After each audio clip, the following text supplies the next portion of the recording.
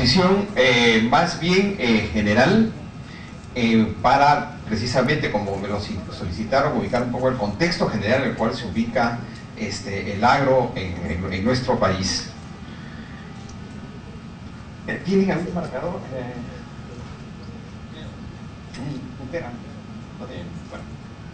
Bueno, ahí están los círculos rojos. En primer lugar, quería manifestarles que en términos del Producto Bruto del país, o sea, todo lo que produce el país en todos los sectores económicos valorizados en soles, ¿no?, se suele afirmar que el sector agrario es solo el 5 o 6%, nada más, ¿no? Ahí están un poco las cifras, ¿no? El sector agrario, que es la primera columna que tiene círculos rojos. Y sin embargo se ha cuestionado, incluso el Banco Mundial ha cuestionado el concepto que se tiene de lo agrario y de lo rural. El concepto utilizado actualmente por los diferentes países le da muy poca importancia, no se refleja en estos datos, porque solo toma una partecita de la agraria de conjunto, que es la producción primaria.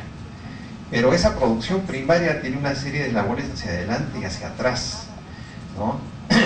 Y eso no se contabiliza como parte del sector agrario. Cuando el Banco Mundial hace un nuevo cálculo sobre el peso que tiene en términos reales el sector agrario en el Perú, llega a la conclusión que tiene un peso de más o menos el 20% o más del Producto Nacional, del Producto Bruto. Entonces su importancia es muy grande en esos términos, y lo es mucho más grande, y eso lo saben ustedes bien, en términos también de la cantidad de gente, de familias que se dedican a la agricultura, en términos de la importancia en las economías regionales, en términos del medio ambiente, etc. Entonces es mucho más allá. El agro tiene probablemente sea el sector económico más importante del país, mucho más importante de lo que puede hacer, por ejemplo, la minería, ¿no? Ahora, ¿cuánta gente está involucrada en la agricultura, ¿no? Tenemos felizmente un censo relativamente reciente, que es el censo agropecuario del 2012, que ustedes seguramente lo deben conocer algunos de los resultados de este censo. Y si se fijan en la columna esta de total, que es la segunda columna, cómo los diferentes censos desde el año 61 han ido mostrando la multiplicación de unidades agropecuarias, ¿no?, en el Perú. En el año 61 se registraron 879.000, en el año 94 se registraron 1.764.000, y 18 años después, el año 2012, hace apenas 4 años, ya estábamos en 2.292.000. O sea, hay un incremento muy grande del número de unidades agropecuarias de todo tamaño, pero no ha habido un incremento a la misma velocidad de las áreas agrícolas, lo cual significa que hay un proceso de minifundización de la tierra, ¿no? Hay mucho minifundio. Y en algunos departamentos, solamente entre estos años 94 y 2012, el número de unidades agropecuarias ha crecido de una manera sorprendente, ¿no? En el caso de Cajamarca, como pueden ver ustedes en el gráfico, son 144.000 nuevas unidades agropecuarias en ese periodo, ¿no? En este momento Cajamarca tiene más de 300.000 unidades agropecuarias. Todo Chile tiene más o menos 300.000. Solo Cajamarca acá tiene alrededor de 300.000. Entonces hay un crecimiento muy grande, y ese inmenso número de unidades agropecuarias creo que desborda las capacidades de los ministerios para atender a esa cantidad de unidades agropecuarias y las familias que manejan estas unidades agropecuarias. Ahora, como pueden ver en este gráfico, la mayor parte de estas unidades agropecuarias también se encuentran en la sierra del país, ¿no? El 64% de este gran universo están en la sierra, pero igualmente en las otras dos regiones, en la costa y en la selva, hay un número muy grande que superan en ambos casos los 300.000, en la costa 361.000, en la selva 457.000. O sea, en las tres regiones del país domina en términos cuantitativos, ¿no es cierto?, de todos los sectores productivos, domina la agricultura, ¿no? Por agricultura estoy entendiendo no solamente agricultura, estoy comprendiendo también la ganadería, la forestería, etc. Ahora, sabemos que el Perú no tiene muchas tierras que son aptas para la agricultura, dada su conformación muy accidentada. El territorio es muy grande, superamos 1.200.000 kilómetros, ¿no? Pero la cantidad de tierras para la agricultura no es muy grande. Hace muchos años se hizo un estudio sobre la potencialidad de tierras, y ahí vemos que sobre 128 millones de hectáreas, que es el territorio nacional, tan solo alrededor de un poco más de 7 millones pueden ser susceptibles para ser cultivadas, y menos de 20 millones para pastos naturales, ¿no? La gran cantidad de extensión es para cuestión forestal. Ahora, una cosa tremenda que sorprende que no esté más en la conciencia de los que toman decisiones en el mundo de la política, pero tampoco no está muy en la conciencia de las organizaciones de los propios agricultores, es qué está ocurriendo con los recursos naturales necesarios para la producción, ¿no? Como pueden ver ustedes acá, ¿no? Hay 128, sobre las 128 millones de hectáreas, ¿no? Hay una gran cantidad de tierra que está en diferentes grados de deterioro por diferentes casos. Como ustedes ven abajo, suelos afectados por desertificación, ¿no? Por erosión y por salinización. Son millones de hectáreas las que están en un proceso de deterioro, y que sin embargo desde hace 3 o 4 décadas no se han hecho nuevas evaluaciones sobre cuál es la calidad de los suelos, qué está ocurriendo con los suelos. Se sabe que se están degradando. Entonces, en lugar de tomar medidas preventivas para mantener los suelos que ya están en producción, mantener su fertilidad, se dejan que se sigan perdiendo, pero por otro lado se hacen inmensas inversiones para ampliar la frontera agrícola. O sea, por un lado perdemos frontera agrícola, pero por otro lado se hacen grandes inversiones, como son estas grandes irrigaciones en la costa, que son miles de millones de dólares de nuevas tierras, sin actuar para que las tierras que ya existen, cultivadas, trabajadas, no sigan deteriorándose, ¿no?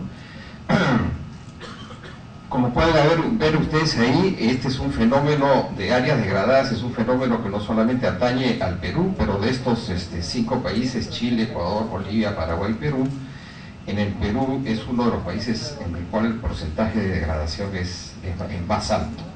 Y fíjense, hay una proyección hacia el año 2050 y hacia el año 2100, en que si no se toman medidas, la mayor parte de las tierras que son aptas para cultivo van a estar deterioradas. Ahora, pasamos de un recurso como la tierra, pasamos a lo que es el elemento más importante en la producción agrícola, que son la gente, ¿no? La abrumadora mayoría de la agricultura en el Perú la hacen las familias, por eso se llama agricultura familiar. La agricultura familiar es aquella en la cual depende de la familia en la organización, en el trabajo. La totalidad o la mayor parte de los que trabajan en el predio son la familia, ¿no? Es lo que se llama agricultura familiar, que ha ido cobrando en la agenda política. La agricultura familiar en el mundo ha ido cobrando cada vez más peso, más importancia, porque se está considerando que es la agricultura familiar la que está más capacitada para la adaptación de la agricultura al cambio climático, pero además porque en casi todos los países del mundo la mayor parte de los alimentos son producidos por la agricultura familiar, que también es la que se encarga del mantenimiento de la biodiversidad. Entonces el peso y la importancia de la agricultura familiar es absolutamente estratégico. Entonces en el Perú, lo veremos en el siguiente gráfico, un altísimo porcentaje, más del cerca del 97% de todas las unidades agropecuarias, ¿no?, son de agricultores familiares, son pequeñas propiedades que son manejadas y conducidas por la familia. Y entonces es muy importante que haya políticas que estén centradas en la agricultura familiar. Y la mayor parte de los socios de las cooperativas de crédito que ustedes de las cuales forman parte, ¿no?, es agricultura familiar, ¿no?, sean cacaoteros, sean cafetaleros, sean productores de granos andinos, etcétera. La inmensa mayoría es agricultura familiar. Y esta agricultura familiar, que es un universo, como digo, más allá de 2 millones de familias, ¿no?, sin embargo, hay muchas diferencias también entre estas familias.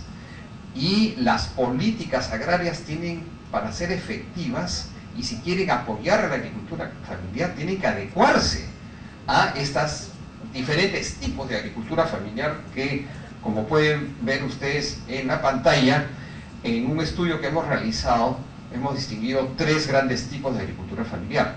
Una agricultura familiar que es básicamente de subsistencia, otra agricultura familiar al otro extremo, que es la consolidada, digamos, y ya explico ahorita a qué se refiere cada uno, y luego una categoría intermedia entre la de subsistencia y la consolidada, ¿no? ¿A qué se refieren a estos 3 tipos?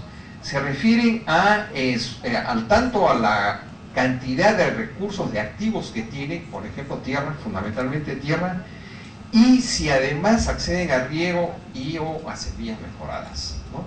Entonces las parcelas más pequeñas, las que no logran acceder a riego, las que no logran acceder a semillas mejoradas y a otros servicios necesarios para la producción, estas están englobadas en esta agricultura familiar de subsistencia.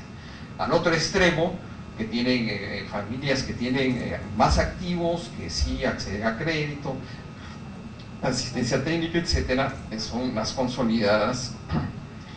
Ahora, lo interesante es cómo se distribuyen, cuántos hay de cada tipo. Resulta que el 87, casi el 88% de todos los agricultores familiares, de toda la agricultura familiar, es de subsistencia, ¿no? Y solo el 2% es consolidada, ¿no? Entonces hay muchísimo trabajo por realizar para que esta agricultura de subsistencia no sea solamente una agricultura de subsistencia. Necesita la acción, el concurso de un tremendo apoyo, incluyendo del Estado, principalmente del Estado, que no es solamente un apoyo del Ministerio de Agricultura, es un apoyo multisectorial, porque son sectores que requieren comunicaciones, que requieren carreteras, que requieren un mejoramiento en los servicios de salud, en los servicios de educación, etc. Y están repartidos en todo el país, ¿no? Entonces, cuando nosotros, como mencionaré más adelante, cuando el Estado, el gobierno pasado, aprueba una estrategia nacional de agricultura familiar y luego saca una ley y ahora está discutiendo un plan de acción para la agricultura familiar, tiene que considerar todo este inmenso universo y las diferencias que hay al interior de este inmenso universo.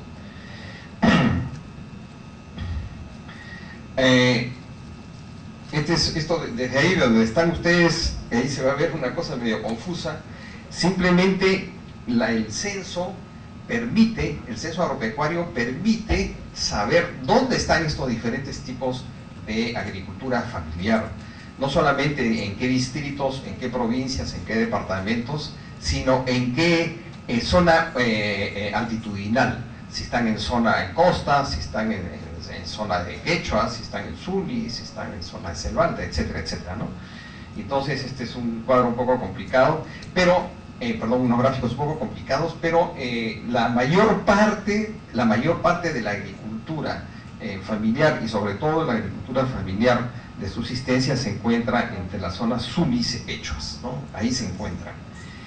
Esta información es muy útil para los gobiernos regionales y para los gobiernos locales, porque esta información se puede desagregar, acá está a nivel nacional, pero se puede desagregar hasta el nivel de distrito, y eso es muy útil para que los gobiernos municipales y los gobiernos regionales sepan cuál es la conformación de este universo agrario que tienen, y por consiguiente de cómo actuar, qué políticas llevar y qué recursos utilizar para su desarrollo.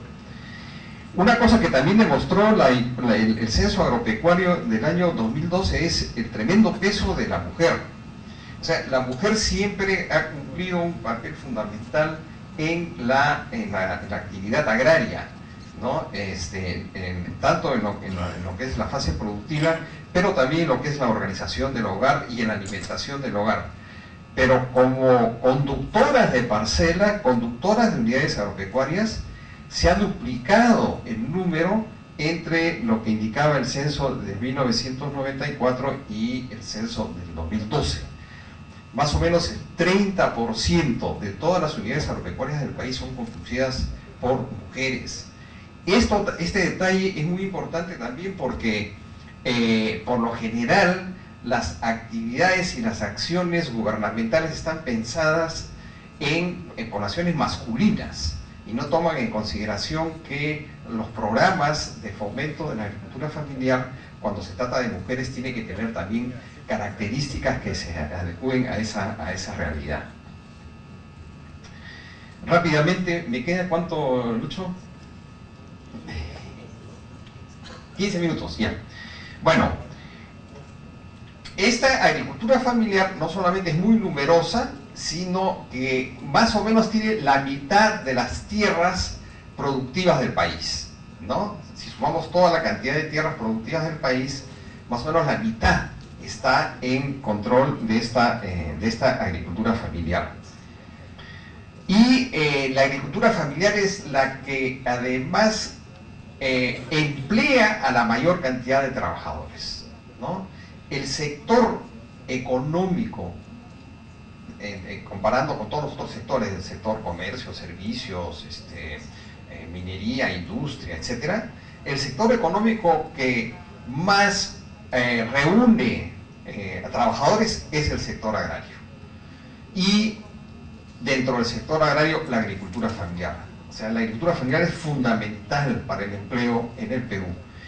Y existen estudios, pues vaya, aplicados en el Perú y en otros países del mundo. Existen estudios que fomentar a la agricultura familiar, fomentar el desarrollo de la agricultura, es el método más eficaz de creación de empleo y de superación de la pobreza. Y es el que requiere, para lograr esos objetivos de reducir la pobreza y de fomento del empleo, es el que requiere, en comparación con los otros sectores, menos inversión. Entonces es estratégico a un país como el Perú, en el que la población pobre, si bien ha disminuido en los últimos años, ¿no? Sigue siendo muy extensa, ¿no? Es muy importante políticas que establezcan una prioridad real, no una prioridad retórica, sino una prioridad real enfocada a la agricultura. Bueno, es una cosa también interesante, es que entre las tres regiones, la costa, la sierra y la selva, la costa pues es la zona en donde la productividad de la agricultura es mucho más alta, ¿no? Teniendo el 12% solamente, como pueden ver ustedes en la columna, penúltima columna, la costa solo tiene el 12% del número total de hogares agropecuarios, y sin embargo su participación en la producción agraria nacional es más del doble, es el 26%. En el caso de la sierra, en la sierra están casi las 2/3 partes de todos los hogares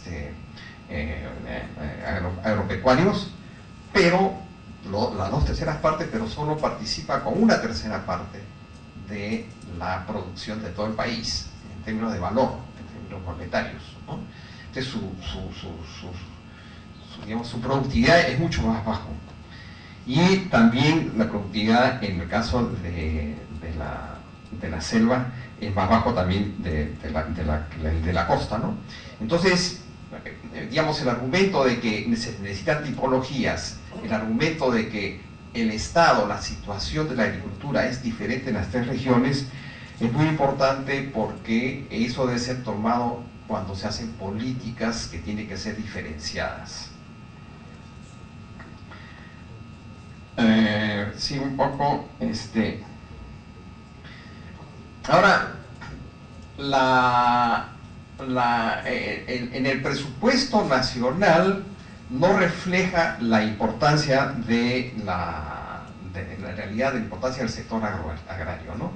En este gráfico podemos ver desde el año 2011 hasta el año 2016, ¿no? Más o menos cómo ha sido el presupuesto orientado hacia la agricultura familiar, hacia la pequeña agricultura, que no solamente es el presupuesto del Ministerio de Agricultura, acá está incluido otros rubros presupuestales que están orientados hacia la pequeña agricultura, incluyendo salud, educación, vial, etcétera, ¿no? Y vemos en primer lugar que el porcentaje es muy pequeño, ¿no? Ahí vemos esos números que están en blanco sobre el fondo verde, casi a la mitad de cada una de las columnas, el porcentaje que va a la pequeña agricultura respecto al presupuesto público total, que es alrededor del 2,5%, ¿no? Es sumamente bajo. Y vemos que en los últimos años, después de haber alcanzado un pico el año 2013, como que se ha estancado e incluso disminuido un poco. Esperemos que el nuevo gobierno, que en su plan de gobierno incluye darle apoyo a la agricultura familiar a través de varios programas de semillas, programas digamos, de desarrollo de irrigación y microcuencas, deforestación, etcétera. Esperemos que esos porcentajes suban, y me parece que es bien importante de ustedes que están involucrados en el sector agrario, hagan una suerte de seguimiento, ¿no?, de cuál es el comportamiento público respecto de las actividades en las cuales están involucrados. Es decir, cuánto está respondiendo a las promesas electorales en la práctica, ¿no? Recuerden que en la contienda electoral, y está escrito en el plan de gobierno de Peruanos por el Cambio, dice que tiene que obedecer la disposición constitucional que la agricultura es prioritaria, ¿no? Y eso hasta el momento es un rollo, es un discurso, hasta el momento no es una realidad. Entonces, ¿quiénes son los encargados un poco de presionar para que esto ocurra así? Son los que están directamente involucrados, y ustedes son parte, digamos, de ese universo importante. Y otro tema es que en la evolución del presupuesto, este presupuesto cada vez ha ido reconcentrándose en gobierno central. O sea, el porcentaje de los recursos manejados por los gobiernos regionales y por los gobiernos locales se está reduciendo. Esas son las curvas de abajo respecto del presupuesto que maneja para el sector agrario el gobierno central, que está en alza, ¿no? Entonces, eso también es un tema importante. No siempre las decisiones que se toman a nivel central son las más indicadas en un medio rural tan heterogéneo como es el que sí existe en el Perú, en donde las diferencias regionales también implica un diferente destino de los recursos, un diferente destino de prioridades, etc. Entonces es muy importante que no se pierda el peso de lo regional y de lo local en las inversiones públicas destinadas al sector agrario. Bueno, este es un poco lo mismo. Vemos en verde es la participación del gobierno nacional en la distribución del presupuesto para la pequeña agricultura, que está creciendo y está disminuyendo la parte que es manejada por, por los gobiernos regionales y locales, ¿no?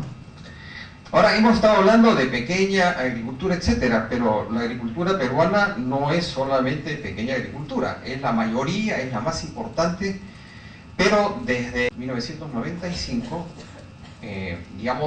por un cambio de las legislaciones y de las políticas económicas, ha estado ocurriendo un proceso de concentración de la propiedad de la tierra.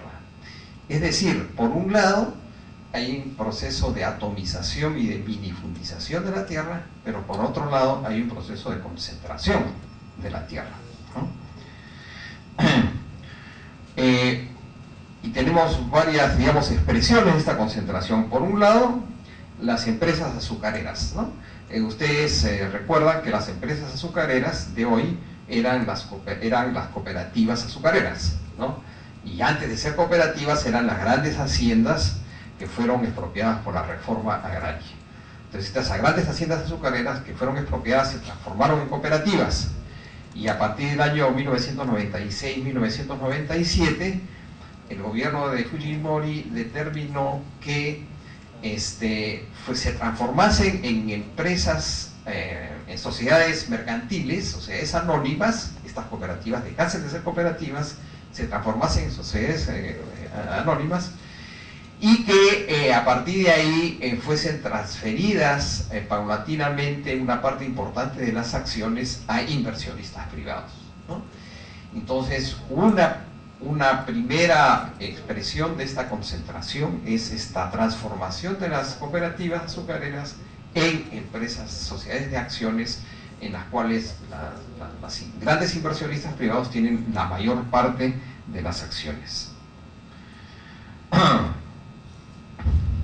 Luego tenemos un segundo canal muy importante de concentración de la propiedad, que es a través de las grandes obras de irrigación. Como ustedes saben, que son sobre todo en la costa del país, ¿no? Entonces, desde la década 90, bueno, las primeras irrigaciones en la costa datan de comienzos del siglo pasado, pero en diferentes momentos han habido gobiernos que han dado mucho impulso a grandes obras de irrigación. Desde la década 90 se han hecho grandes obras de irrigación, se han hecho grandes inversiones, se han ganado más de alrededor de 150.000 hectáreas, ¿no? Y queda todavía hacia adelante ganar en la costa con otras grandes obras de irrigación o ampliación de las que ya existen, como 200.000 hectáreas más. Ahora, el tema es que estas tierras, que son tierras eriazas, ¿no es cierto? Son zonas desérticas, ¿no? Se hacen grandes inversión pública con recursos públicos sobre tierras que son, de acuerdo a la Constitución, son tierras de la nación, que son las tierras eriazas, ¿no? Y entonces se vuelven productivas gracias a estas inversiones, pero las tierras van prácticamente a ser destinadas a corporaciones, ¿no? Que son grandes corporaciones las que han adquirido estas tierras, en lo cual introduce en el campo una recomposición de lo que eran. Señor, por favor, estamos hablando así, vale un poco de silencio. Bueno, entonces hay una recomposición de la gran propiedad, y hoy día podemos afirmar que quizá más de la tercera parte de las tierras de la costa, que son las más productivas, que están más cerca de los servicios, de la infraestructura, etcétera, están concentradas en empresas que tienen más de 1.000 hectáreas. Y actualmente una sola de ellas, que es el Grupo Gloria, tiene alrededor de 90.000 hectáreas de tierras de costa que están con acceso a agua, ¿no? Y que tal concentración no ha existido ni siquiera antes de la reforma agraria.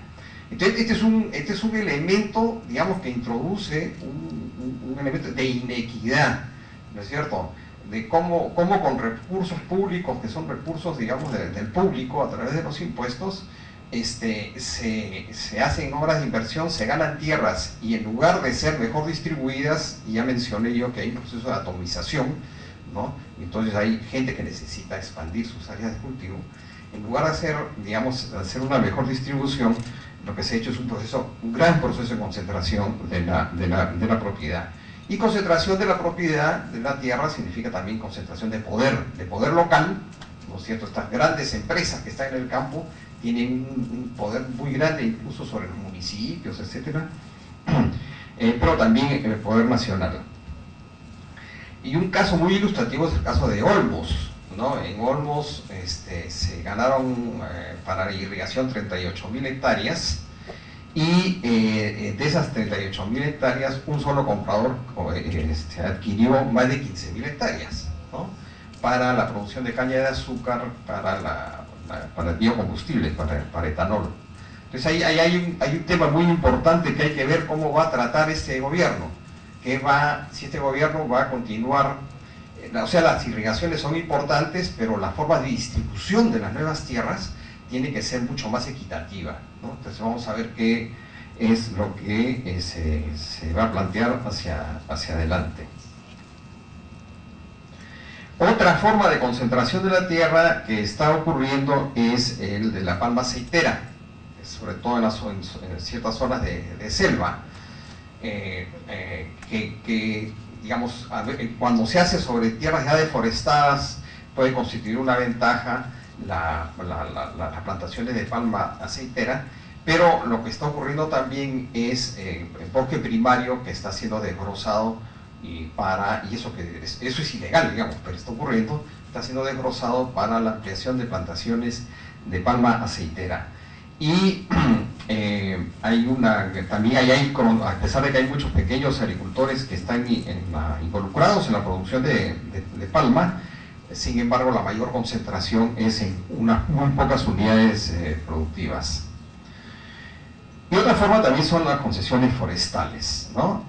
Acá están datos para varias concesiones forestales de castaña, conservación, de conservación, ecoturismo, etcétera, que también hay un problema ahí de concentración del control sobre amplios territorios. Ya mencioné esto, ¿no es cierto?, que es entre el año 95 más o menos hasta la actualidad, lo que se ha invertido en obras de irrigaciones en dólares a valor actual son como 6.700 millones de dólares, ¿no? Es un monto, como comprenderán ustedes, muy alto. Ahora, de esos 6.700 millones de dólares invertidos con recursos públicos en su mayoría, ¿cuánto ha retornado al Estado? ¿No? Y lo que ha retornado al Estado es menos del 10%. O sea, hay un subsidio prácticamente del 90% de recursos públicos a través de estas obras de irrigación que se han destinado para tierras para, digamos, esta concentración por parte de las corporaciones. Entonces hay un problema que es muy importante y que tiene que ver con cuál es el destino, cuál es la apuesta que se está dando para la agricultura, qué sectores de la agricultura se van a privilegiar o se están privilegiando, a cuáles se les está dando más recursos, ¿no? Estas son decisiones de orden político que son muy importantes.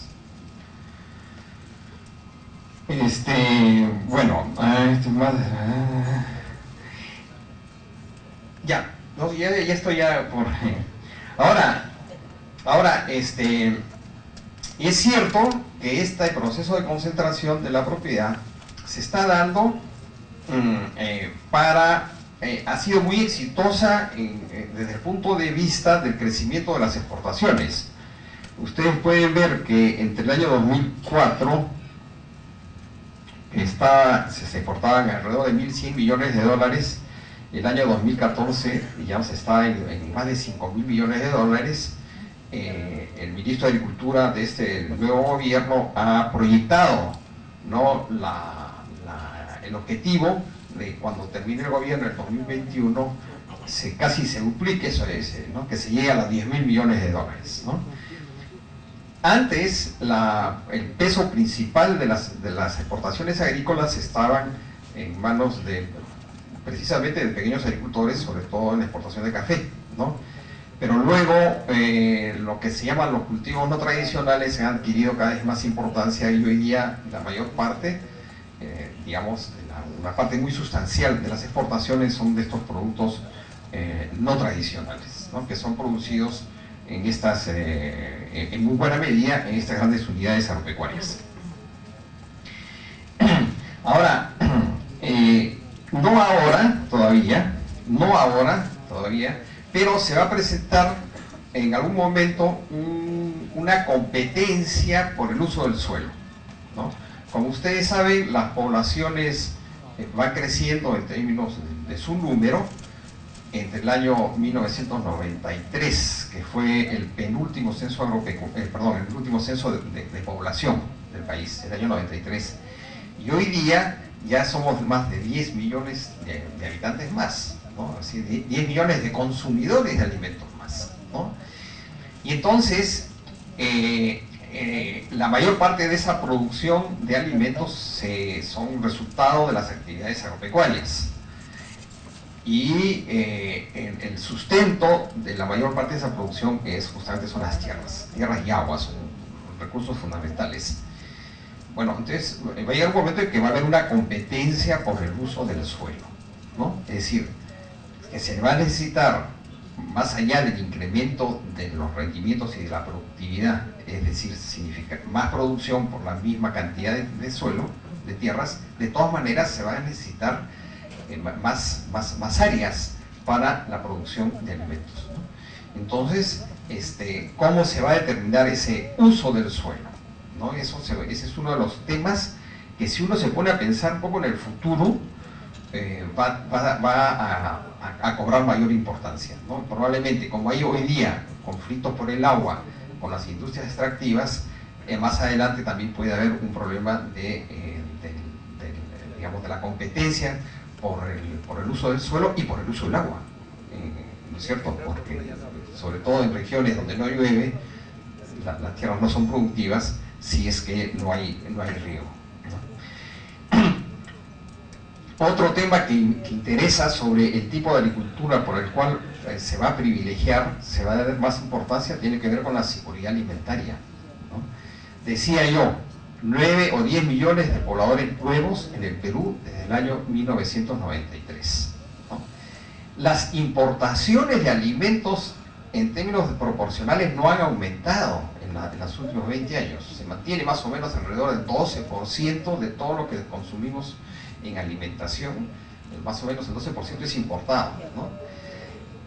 Pero si la población ha crecido en 9 o 10 millones de habitantes, entonces ¿de dónde ha salido esos alimentos nuevos para esta población nueva, ¿no? Que no es un aumento de las importaciones, eso ha salido de la producción de acá, del país.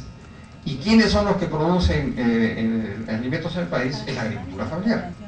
Entonces la agricultura familiar, en contra de lo que muchas veces opinan los que toman decisiones políticas, o incluso de la opinión pública, que creen que la agricultura de verdad, la realmente productiva, la que es realmente útil, es la gran unidad agropecuaria, la gran agroindustria, y que la pequeña agricultura, la agricultura familiar, es algo casi un lastre para el desarrollo. Cuando vemos que no solamente se estima que alrededor de las 3/4 partes de los alimentos que consumimos los peruanos vienen de la agricultura familiar, sino que en el tiempo esta agricultura familiar, a pesar de lo atomizada que está, ha tenido la capacidad de producir y de adecuarse a esta nueva demanda de una población mayor. Entonces hay un gran potencial en la agricultura familiar, ¿no?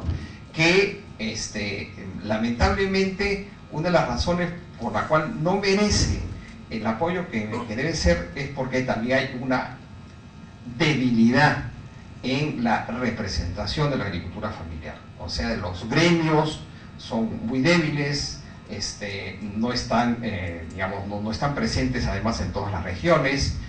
Me parece que es una recomendación mía, digamos, que entidades importantes como la Central de Cooperativas, que está celebrando hoy día este evento, también, además de responsabilizarse por la buena marcha de las cooperativas y de los asociados, me parece que tiene que tener también un ojo y ver cuáles son los grandes procesos más amplios, ¿no?, que influyen en ella, influyen en las cooperativas mismas, ¿no?, procesos nacionales más amplios, que ser vigilantes de que las políticas públicas le den la importancia que se merece a toda esta agricultura familiar, ¿no?, y también de proponer, o sea, ir trascender el terreno en el cual se mueve actualmente para proponer políticas más amplias, tanto en los gobiernos regionales como en el gobierno nacional. Creo que esa es una de las... en